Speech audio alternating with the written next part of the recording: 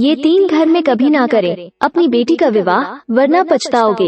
एक बार माता पार्वती भगवान शिव से कहती है, हे प्रभु, आज मेरे मन में 3 प्रश्न उठ रहे हैं, कृपया मेरे मन की आशंका को दूर करें। तब भगवान शिव कहते हैं, हे देवी, आपके मन में जो भी शंका है आप निसंकोच होकर कहें, मैं आपके सारे प्रश्नों के उत्तर अवश्य ही दूंगा। तब माता पार्वती कहती हैं, हे प्रभु, मेरा पहला प्रश्न है, वो कौन सा घर है जहाँ एक पिता को अपनी कन्या का विवाह कभी नहीं करनी चाहिए। मेरा दूसरा प्रश्न है, एक बेटी के लिए अपना घर कौन सा होता है, पिता का या पति का। और मेरा तीसरा प्रश्न है, कौन से घर में बेटी का विवाह कर देने से उसका जीवन हमेशा के लिए यातनाओं से भरा रहता है और पुत्री सहित पिता को भी कष्ट भोगने पड़ते हैं। तब भगवान शिव मुस्कुराते हुए बोले, हे देवी, आपने अत्यंत महत्वपूर्ण प्रश्न किए हैं, क्योंकि एक पुत्री ही पिता के लिए संसार का सबसे मूल्यवान गहना होता है, जो अपने हृदय पर पहाड़ जैसा पत्थर रखकर पराये पुरुष को कन्यादान करता है। इस संसार में सबसे भाग्यशाली पुरुष के घर में देवी आदिशक्ति का अंश कन्या का जन्म होता है और कन्यादान सर्वश्रेष्ठ दान है। हे देवी पार्वती, मैं आपके तीनों प्रश्नों के उत्तर इस एक पवित्र कथा के माध्यम से देना चाहता हूँ। आप इस कथा को पूरा ध्यान से सुने, और जो भी मनुष्य इस कथा का श्रवण तथा प्रसार करता है उसके सारे पाप नष्ट हो जाते हैं एवं उस मनुष्य को मृत्यु के बाद अक्षय लोक की प्राप्ति हो जाती है। फिर माता पार्वती कहती है, हे प्रभु, मैं इस पवित्र कथा को पूरा ध्यान से सुनूंगी और मानव कल्याण हेतु प्रसार भी करूंगी। आप मुझे इस कथा को सुनाइए। फिर भगवान शिव कहते हैं, हे देवी पार्वती, एक समय की बात है, मध्य देश में एक गरीब किसान अपनी पत्नी और बेटी के साथ रहता था। उसके घर में जब बेटी का जन्म हुआ था तो वो बहुत खुश हो गए थे। वो किसान अपनी पत्नी और बेटी से बहुत ज्यादा प्रेम करता था। वो तीनों भगवान विष्णु के बड़े भक्त थे। रोजाना तुलसी को जल देना, पूजा पाठ करना, यह उनका नित्य काम था। किसान की बेटी अपने माँ बाप के साथ साथ वो भी श्री हरि विष्णु के भक्ति में लीन थी। किसान की पत्नी और बेटी बहुत ही गुणवान, रूपवान और संस्कारी थी। भगवान शिव कहते हैं, हे देवी, किसान अत्यंत गरीब होने के कारण नगर के एक व्यापारी सेठ के पास खेती के काम के लिए जाया करता था। उस सेठ का स्वभाव भी बहुत अच्छा था। वो किसान कई सालों से उनके यहाँ पर काम करता था। उस किसान की बेटी हर दिन अपने पिता के लिए घर से दोपहर का भोजन लेकर उस सेठ के खेत में जाती थी। ये सिलसिला कई सालों तक चलता रहा। वो हर दिन अपने पिता का भोजन बनाकर खेत में ले जाती थी। वो सेठ हर दिन उसकी बेटी को देखता था और उस पर नजर रखता था। इस तरह कई और साल बीत गए। फिर किसान की बेटी जवान हो गई। फिर हर दिन की तरह किसान की बेटी खाना लेकर खेत में आई थी। उस दिन किसान और सेठ साथ में बैठकर खेती के कामों के बारे में चर्चा कर रहे थे। जब सेठ की नजर उस लड़की पर पड़ी तो उसकी सुंदरता और संस्कारों को देख वो मोह जाल में पड़ गया। सेठ के मन में ख्याल आया कि क्यों ना मैं इस लड़की को अपनी बहू बना लूं। थोड़ी देर बाद किसान की बेटी वहाँ से चली गई। तब सेठ ने अपने मन की बात किसान को कह डाली और बोला, हे भाई, तुम बहुत दिनों से मेरे यहाँ काम कर रहे हो, लेकिन मैं तुमसे आज तक कुछ भी नहीं मांगा। किंतु अगर तुम बुरा ना मानो तो क्या तुम अपनी बेटी का विवाह मेरे बेटे के साथ कर दोगे? सेठ के मुंह से ऐसी बात सुनकर उसकी खुशी का ठिकाना ना रहा। किंतु किसान ने हिचकिचाते हुए बोला कि सेठ जी, मैं आपकी बातों से सहमत हूँ, किंतु इस विवाह के बारे में मुझे अपनी पत्नी और बेटी की राय लेनी चाहिए। तब सेठ ने बोला, हे मित्र, क्यों नहीं, तुम जरूर उनकी राय लेकर मुझे बताओ। तब भगवान शिव कहते हैं, हे देवी पार्वती, जब भी किसी स्त्री या पुरुष का विवाह करना हो तो उसकी मन की बात जानकर ही माता पिता को उसके भविष्य के निर्णय लेने चाहिए। जब रात में किसान ने अपनी पत्नी और बेटी से इस विवाह के बारे में पूछा तो उन दोनों ने एक साथ हाँ में जवाब दे दिया।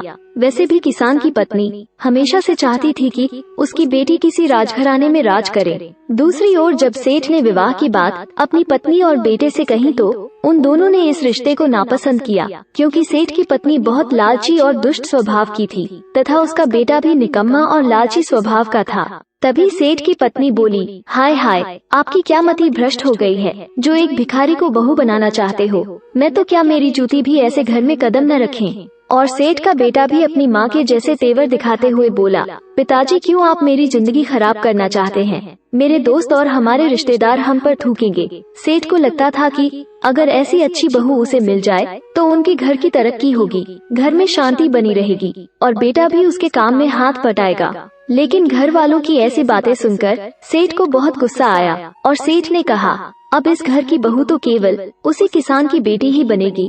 उस घर में सेठ का ही राज चलता था। इसलिए उसने जबरदस्ती अपनी पत्नी और बेटे को मना लिया।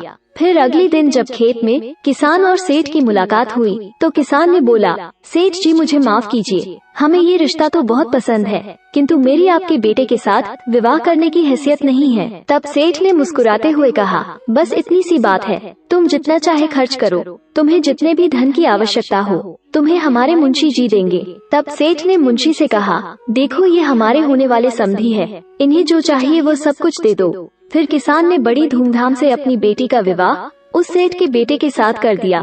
किसान की बेटी ने भी ईश्वर का नाम लेकर उसके साथ 7 फेरे लिए और अपने ससुराल में चली गई। फिर क्या था, सेठ का बेटा पत्नी को छोड़कर अपनी प्रेमिका के साथ रहने लगा और आए हर दिन सास और बहू के बीच झगड़े होने लगे। हर दिन सेठ जी अपनी बहू और पत्नी को समझाते हुए सुलह करवा देते थे। फिर एक दिन सेठ को दिल का दौरा पड़ा और इस कारण से उसकी मृत्यु हो गई। तब सबसे ज्यादा दुख किसान की बेटी को ही हुआ था, जबकि सेठ की पत्नी और बेटा बहुत खुश हुए क्योंकि अब उन्हें टोकने वाला कोई नहीं था। अब तो किसान की बेटी के बहुत बुरे दिन शुरू हो गए थे। जब भी झगड़े होते थे तो वो अपने मायके में चली जाती, लेकिन किसान और उसकी पत्नी हमेशा उसको ही समझाकर वापस ससुराल भेजते रहे। ये सिलसिला कई महीनों तक चला। फिर एक दिन सेठ के बेटे ने किसान को काम से निकाल दिया और उसे बहुत भला बुरा अपशब्द कहे।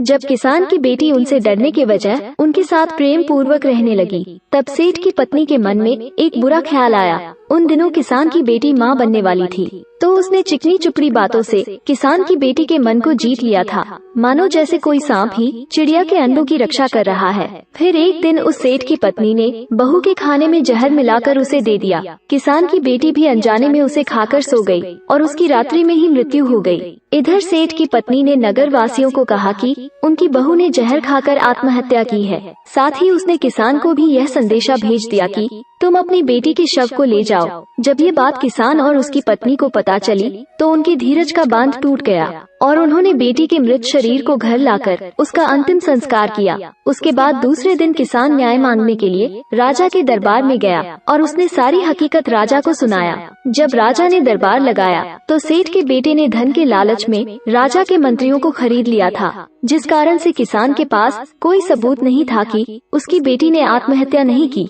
राजा ने भी सेठ की पत्नी और बेटे को निर्दोष करार देते हुए छोड़ दिया। दूसरी तरफ किसान और उसकी पत्नी हताश होकर उस नगर को छोड़कर एक मठ में चले गए और भगवान विष्णु की पूजा में लीन हो गए। भगवान शिव कहते हैं, हे देवी पार्वती, किसान की बेटी पवित्र और सच्ची भक्त होने के कारण उसे स्वर्ग मिल गया और कुछ दिनों के बाद किसान और उसकी पत्नी की मृत्यु हो गई और उन्हें भी स्वर्ग की प्राप्ति हो गई। भगवान शिव कहते हैं, हे देवी, तुम्हारा पहला प्रश्न था कि वो कौन सा घर है जहाँ एक पिता को अपनी कन्या का विवाह कभी नहीं करना चाहिए। तो ये घर इस सेठ का है जो अत्यधिक धनवान था, जहाँ पर उसकी कन्या सुख पूर्वक जीने की वजह दुख भोग रही हो। इसलिए किसी भी पिता को अपनी कन्या का विवाह ऐसे घर में नहीं करना चाहिए जिस घर में पुत्रवधू को मान सम्मान ना मिलता हो, उसके साथ प्रेम पूर्वक व्यवहार न किया जाए, उसके साथ केवल एक कसाई के दांव पर बंधी हुई गाय के जैसे व्यवहार किया जाए, जिसके मन में हर क्षण तड़पाने वाली मृत्यु का भय हो। दूसरी बात, अगर स्त्री पुरुष एक दूसरे को पसंद ना करते हो तो ऐसा विवाह दोनों के जीवन को बर्बाद कर देता है। तीसरी बात, जिस पुरुष के साथ कन्या का विवाह होने वाला है वो उसके योग्य हो, उसे हर समय एक जिम्मेदारी से संभाल कर रखें, उसके मन को जीतकर उससे ही प्रेम करें। जब भी किसी के लिए रिश्ते देखने जाएं, तो वो बहुत दूर के ना हो, ना ही अति नजदीकी हो।